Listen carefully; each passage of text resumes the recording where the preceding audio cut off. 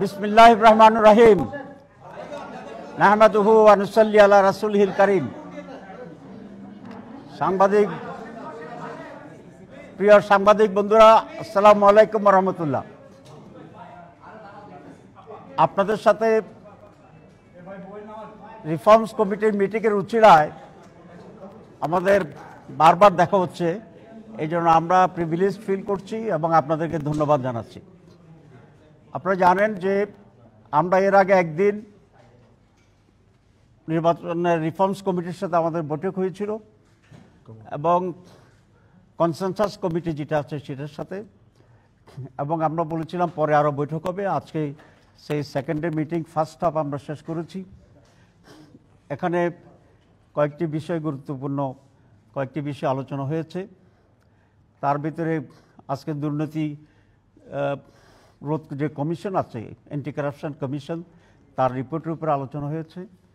আমরা মৌলিকভাবে একটা কথা বলেছি যে দুর্নীতি যে দমন কমিটি যেটা আছে বা আমাদের যে সংস্থা আছে, এটাই অনেক সময় দুর্নীতিগ্রস্ত এবং এটা সকল মানুষের কাছে অনেকটাই এইভাবে চিহ্নিত যে সেখানেই অনেক বেশি করাপশন।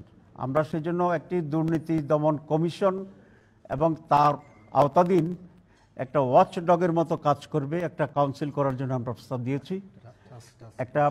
সেখানে একটা টাস্কফোর্স থাকবে এবং সেই টাস্কফোর্স দুর্নীতিগুলোর উপরে তদন্ত করবে এবং যারা দোষীটাকে চিহ্নিত করবে এবং এটার সাথে জড়িত যারা দেখে প্রাইমারি একটা পানিশমেন্টের আওতায় তারা আনতে পারবে।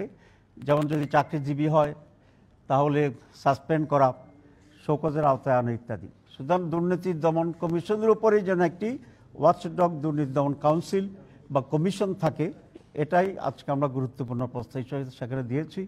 ওনারাও আমাদের সাথে একমত হয়েছে এবং টেকনিক্যাল ইস্যুগুলো ঠিক করে তারা এটা বাস্তবায়ন করবেন এবং সরকারকে সুপারিশ করবেন বলে এটা আমার থেকে বলেছি।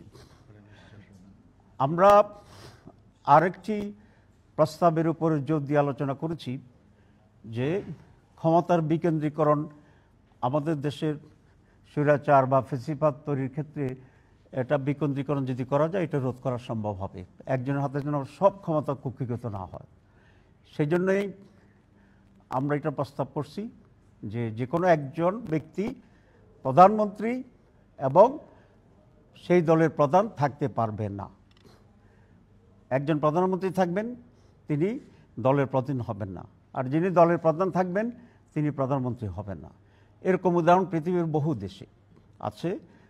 আমাদের পাশের দেশ যে ভারত, সেই ভারতে তো এটা বারবারই প্র্যাকটিস। আপনারা জানেন সোনিয়া গান্ধী যখন কংগ্রেসের সভাপতি তখন মনমোহন সিং ছিল রাষ্ট্রের প্রধানমন্ত্রী। আজকেও যে মোদি সাহেব আছেন তিনি কিন্তু পার্টির চিফ না, উনি প্রধানমন্ত্রী, তার পার্টির চিফ আরেকজন। আপনি যদি আমেরিকাকে দেখেন তাহলে আমেরিকার যিনি প্রেসিডেন্ট আজকে তিনি কিন্তু রিপাবলিকান দলের প্রধান না। সুতরাং সারা দুনিয়াতে এই ব্যালেন্স অফ পাওয়ারটা আছে। তো আমরা এই প্রস্তাব করেছি যে একজন প্রধানমন্ত্রী এবং পার্টি চিফ দুইটা একসাথে থাকতে পারবেন না। গত মিটিংয়েও আমরা কিছুটা ইঙ্গিত দিয়েছিলাম, আজকে এটাকে আমরা আরও ইন্টেন্সিফাই করেছি এবং এটাকে আমরা খুব ক্লিয়ারলি আজকে আলোচনা করেছি। ওনারাও আমাদের সাথে একমত হয়েছে যে একজন ব্যক্তি দুইবারের বেশি প্রধানমন্ত্রী থাকতে পারবেন না, অর্থাৎ তিনি 10 বছরের বেশি কোনো ব্যক্তি প্রধানমন্ত্রীর পদে অধিষ্ঠিত হতে পারবেন না সমগ্র জীবনের ভিতরেই।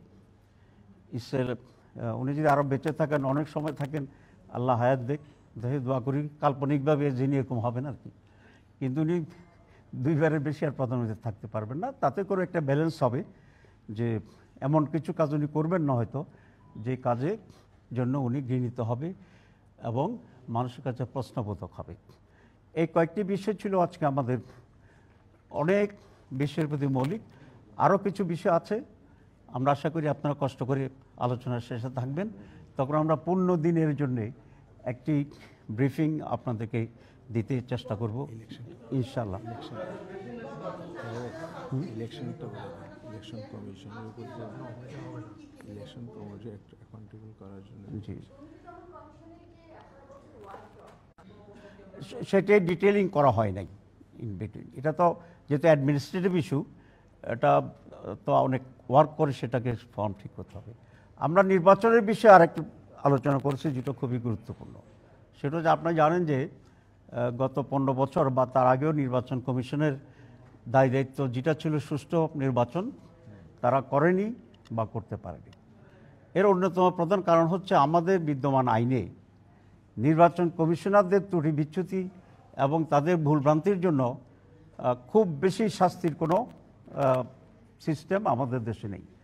আমরা এবার বলেছি যে তাদেরকে, ইলেকশন কমিশনার যারা আছেন তাদেরকে চাকরিকালীন সময়ে তো সুপ্রিম জুডিশিয়াল কাউন্সিল তাদের উপরে শাস্তি নিশ্চিত করতে পারেন এবং সেটাকে তারা ইনভেস্টিগেট করতে পারেন। কিন্তু আমরা বলেছি যখন তাদের চাকরি চলে যাবে, মেয়াদ শেষ হবে, তখন কোনো আইনের আওতায় তারা থাকে না। এবার আমরা প্রস্তাব করছি তাদের জন্য একটি আইনের সংশোধন করে জবাবদিহির আওতায় আনতে হবে এবং নির্বাচন কমিশন থেকে রিটায়ার করার পরেও তাদেরকে শাস্তির আওতায় আনতে হবে। এই জন্য প্রয়োজনীয় আইনের সংশোধন করা দরকার। তো these are very 3 important agenda আমরা ডিসকাস করেছি এবং ইলেকশন কমিশনও আমাদের, রিফর্মস কমিশনও আমাদের সাথে একমত পোষণ করেছেন। আপনাকে সবাইকে ধন্যবাদ এবং বিকালের ব্রিফিংয়ের আমন্ত্রণ। আসসালামু আলাইকুম রহমতুল্লাহ। প্রশ্ন সব বিকালে করব। এনসিসি গঠন বিষয়ে আমরা নীতিগতভাবে একমত, কিন্তু যে ফরম্যাটটা দেওয়া হয়েছে সেখানে আমরা কিছু অ্যামেন্ডমেন্ট এনেছি। মূলত প্রধান বিচারপতি এবং রাষ্ট্রপ্রধানকে তারা প্রস্তাব করেছিল বডির ভিতরে। আমরা বলছি এটা আউট অফ বডি করতে হবে, তাদেরকে এখান থেকে দূরে রাখতে হবে। কারণ কোনো ক্রাইসিস যদি হয় তাহলে সেটা সলিউশনের জন্য মানুষ যাবে কোথায়?